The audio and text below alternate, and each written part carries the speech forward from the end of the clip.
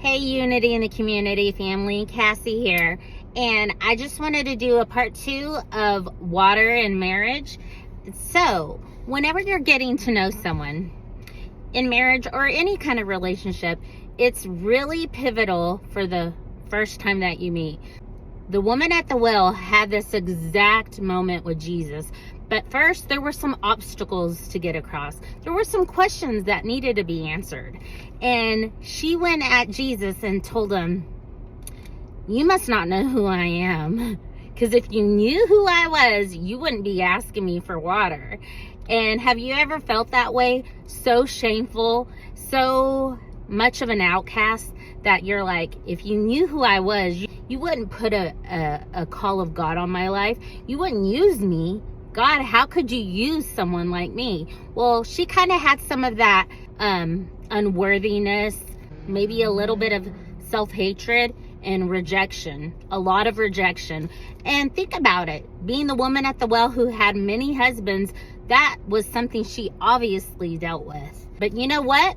It wasn't so much about who she was, but more about who he was. And he said, "Woman, if you only knew who I was." And Jesus said, if you knew who you were speaking with, then you would ask me for water. And he described the water as living water, right? Where you will drink of this water and thirst no more. She asks him a religious question and she says, y'all say we're supposed to worship in the mountains in Jerusalem, and we say we're supposed to worship on this mountain. Is it this mountain, that mountain, this mountain, that mountain? And it sounded like there was a lot of religious bicker that she has experienced. And there can be a lot of religious bicker that kind of mucks up the water and confuses the situation a little bit.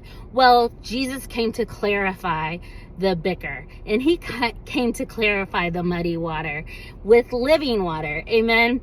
And he says to her, daughter, that it doesn't matter what mountain you worship on, but that you worship your Father who is a spirit in what? In spirit and in truth. It's good to honor the Lord, but make sure that you're doing it in spirit and in truth.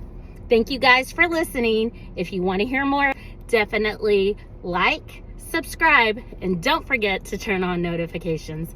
Have a good one.